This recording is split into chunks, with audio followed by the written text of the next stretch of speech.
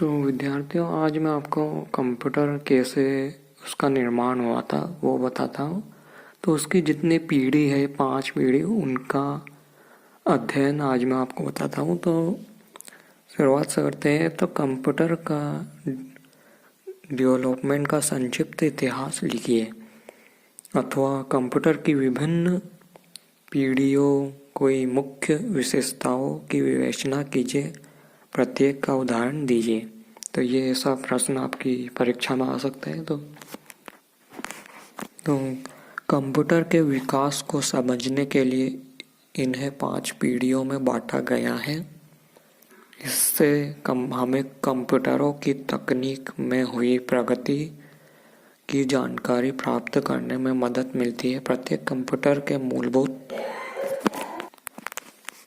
सिद्धांत व उनके किसी भाग के नवीन रूप में विकसित होने पर एक नई पीढ़ी की शुरुआत होती है। कंप्यूटर्स की पीढ़ियों को उनके काल तथा प्रयुक्त तकनीकी को निम्न चार्ट में दर्शाया गया है। तो ये चार्ट है, इसको मैं बता दूंगा। तो प्रथम पीढ़ी पर आपको अध्ययन बता दें। सन 1946 से सन 1956 तक विकसित हुए कंप्यूटर्स को प्रथम पीढ़ी के कंप्यूटर्स के रूप में मान्यता प्राप्त हुई। प्रारंभ में सेना और अकादमिक क्षेत्र में गणना यंत्रों को विकसित करने के लिए अमेरिका और यूरोपीय देशों की सरकारें आगे आई। ईडीसेस और ईडीवेस की सफलता के साथ कंप्यूटर निर्माता और प्रयोक्ता के लिए एक वृहद व्यापार के द्वार खुल गए। सन 1946 में जेपी एकट और जॉन मुचली ने एक कंप्यूटर बनाया जिसका नाम था एनिएक। यह दुनिया का सबसे पहला वृहद स्तर का जनरल पर्पज इलेक्ट्रॉनिक कंप्यूटर था। गणितज्ञ जॉन वॉन न्यूमान ने 1946 में एकट, मोस्ली तथा गोल्डस्टोन एंड बर्ग के साथ मिलकर एक कंप्यूटर तैयार किया जिसमें क्रियाओं के लिए निर्देशों के समूह प्रोग्राम को संग्रहित किया जा सकता है और इसके बाद नई क्रिया के लिए नया प्रोग्राम संग्रहित किया जा सकता है। सबसे पहला संग्रहित प्रोग्राम कंप्यूटर EDSAC सन 1949 में तैयार हुआ। प्रथम पीढ़ी के गुण।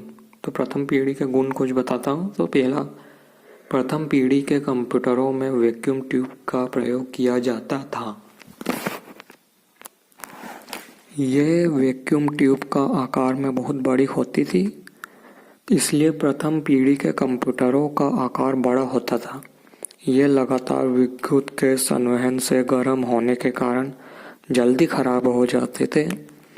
अतः प्रथम पीढ़ी के कंप्यूटरों को एसी में रखा जाता था। कंप्यूटर सिस्टम में इनपुट तथा आउटपुट के लिए पंच कार्ड का प्रयोग होता था। इन पंच कार्डों की प्रोसेसिंग स्पीड बहुत कम होती थी। पंच कार्ड से प्राप्त डाटा को एवं प्रोग्राम को मैग्नेटिक ड्रम पर संग्रहित किया जाता था। प्रथम पीढ़ी के कंप्यूटरों में 2 भाषाओं का प्रयोग प्रोग्राम लिखने में किया जाता था। ये भाषाएं हैं मशीनी भाषा तथा असेंबली भाषा। प्रथम पीढ़ी के कंप्यूटरों का प्रयोग जैसे वेतन पत्र तथा अकाउंटिंग के लिए ही किया जाता था, क्योंकि उस समय कंप्यूटर बहुत ही महंगे थे। तो द्वितीय पीढ़ी की बात करें तो द्वितीय पीढ़ी के कंप्यूटरों में वैक्यूम ट्यूब के स्थान पर ट्रांजिस्टर का प्रयोग होने से कंप्यूटरों में एक नए युग का प्रारंभ हुआ। और जो ट्रांजिस्टर का आविष्कार सन 1947 में विलियम शॉकली द्वारा किया गया था। ट्रांजिस्टर एक अर्धचालक पदार्थ से बना होता है। इसका कार्य वैक्यूम ट्यूब के समान ही था, लेकिन कार्य करने की गति अधिक थी। वैक्यूम ट्यूब की अपेक्षा ट्रांजिस्टर का आकार छोटा था तथा ट्रांजिस्टर वैक्यूम ट्यूब की अपेक्षा अधिक विश्वसनीय था तथा लगातार विद्युत के संवहन से कम गर्म होता था। तो द्वितीय पीढ़ी के गुण बता देता है। पंच कार्ड के साथ साथ मैग्नेटिक टेप तथा डिस्क का प्रयोग भी सेकेंडरी स्टोरेज के लिए होना शुरू हो गया। मैग्नेटिक ड्रम के स्थान पर मैग्नेटिक कोर मेमोरी का प्रयोग आंतरिक मेमोरी में हुआ। मशीनी तथा असेंबली भाषा की जटिलता को दूर करने के लिए सरल एवं उच्च स्तरीय का विकास हुआ, जैसे फोर्ट्रान, कोबोल, स्नोबॉल, एल्जोल आदि। द्वितीय प्रणाली के कंप्यूटर का प्रयोग वायुयानों के यात्रियों के लिए आरक्षण प्रणाली में तथा MIS में किया जाने लगा। इसके साथ साथ टेलस्टोर सन 1962 में स्थापित किया गया। टेलस्टार एक संचार उपग्रह था। तृतीय पीढ़ी के बारे में बता रहा हूँ। तो तीसरी पीढ़ी में सन 1964 से सन 1970 तक के कंप्यूटर को द्वितीय पीढ़ी में रखा गया। इस पीढ़ी के कंप्यूटर्स में ट्रांजिस्टर के स्थान पर इंटरगेट सर्किट का प्रयोग होने लगा। एक IC में ट्रांजिस्टर, रेजिस्टर और कैपेसिटर तीनों को ही समाहित कर लिया गया। सन 1938 में टेक्सास इंस्ट्रूमेंट कंपनी के JS किल्वी ने सिलिकॉन के छोटे से चिप पर एक इंटीग्रेटेड सर्किट बनाया। सन 1953 में हार्वर्ड जॉनसन ने इस तकनीक को मॉसफेट के नाम से पेटेंट कर लिया। सन 1966 में एक ही चिप पर हजारों ट्रांजिस्टर को बना पाना संभव हो गया। इस कारण कंप्यूटर का आकार पहले की पीढ़ियों की तुलना में अत्यंत छोटा हो गया। इस पीढ़ी के कंप्यूटर में वीडियो डिस्प्ले यूनिट का भी प्रयोग होने लगा। CPU का परिपथ एक छोटे से चिप पर मार्सन हॉप ने इंटेल कॉर्पोरेशन में तैयार किया।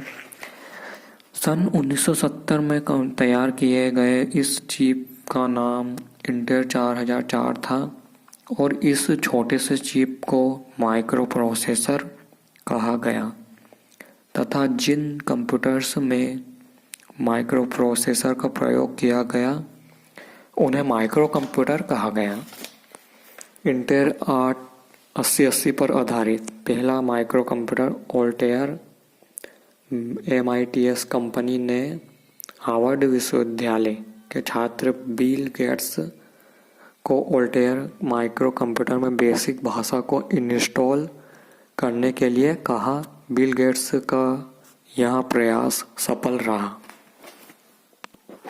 इसके बाद बिल गेट्स ने अपनी कंपनी माइक्रोसॉफ्ट कॉर्पोरेशन की स्थापना की, जो आज दुनिया की सबसे बड़ी सॉफ्टवेयर कंपनी है।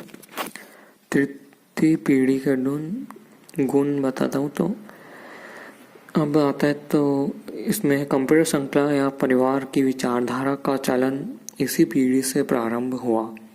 तृतीय पीढ़ी में नई उच्च स्तरीय कंप्यूटर भाषाओं का विकास हुआ, जैसे बेसिक।